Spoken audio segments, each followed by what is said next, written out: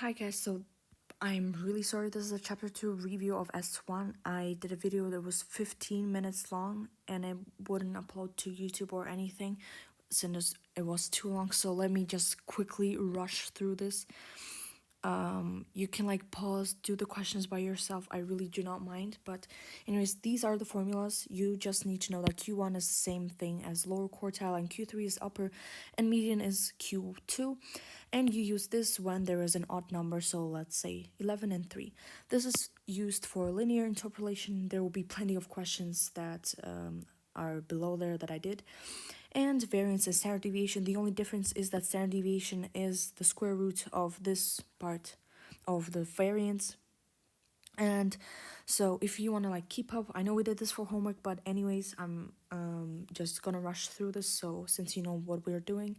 So this is exercise 3A, page 34. So I color coded everything. Yeah, okay.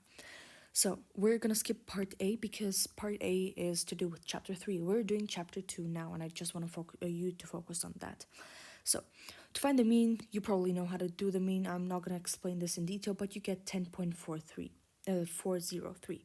So for this part, you just need to use, like, it's the same thing as the mean, but the x coefficient, or the w in this case, has to be squared. So using the midpoints, and we use the midpoints because this is a range, so to find the mean we have to use the midpoints of all of those ranges, and we use the midpoints and square it and multiply by the frequency and add them all together, divide by 31, which is the total of all frequencies, and you get this number.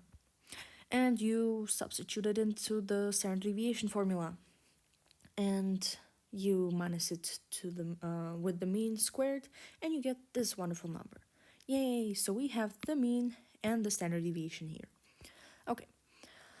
So question C wants us to find the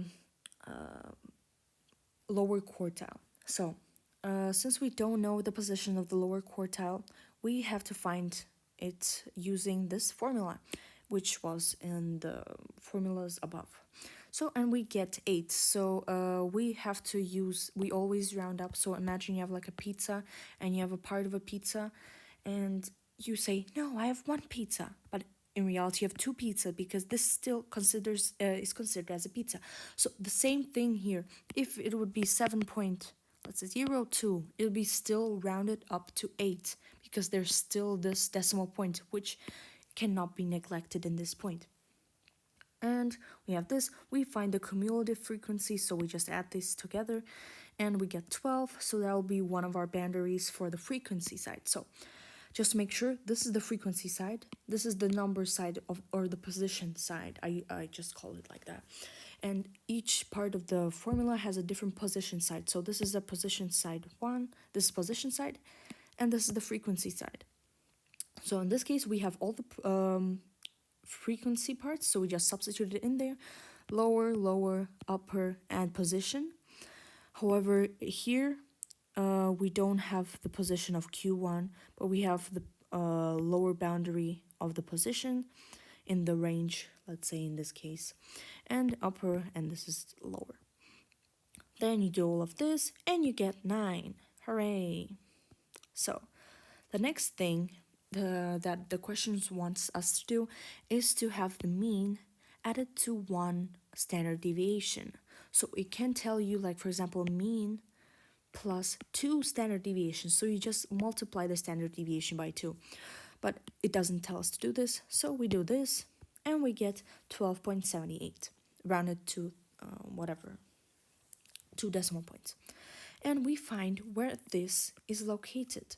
So this is then located in this range. And we just put this on the position side, and on the frequency side, we don't know the frequency of this position. So to find it, we just do this like we did in the previous one. And why did I get the 25 and 30? It's because doing the cumulative frequency, all of this together would be 25, and all of these together would be 30. Okay, and then we do this, cross multiply, and we get 26.3. Okay, so what do we do with this number now? So with this number, we already have the frequency. So the most logical part is to go to the total frequencies. And since it wants us to know how many employees get a higher wage, so it's kind of so we minus this the what we just got from our equation, the linear interpolation, with the total frequency, which is 4.7. Sorry, and when you round it up, which will be 5 employees. So why do we do this? It's because we have this number, and we want to find the because it says we want to find the higher which one have the higher wage, assuming that they all have like lower wages and everything, like lower hourly wages. We just found this, and we want to like find like in which part it is in here. So I think that's why we subtracted from the total frequencies. But okay, I think that's enough from me. It's already the fourth time I'm filming. I am going mad. I hope chapter 3 will be easier for me. I'll just have the formulas. I'll just do chapter 3 right now. But anyways, good luck for the test. You can do this. Just remember the linear interpolation equation, because I think that's the hardest part of the whole chapter. Thank you.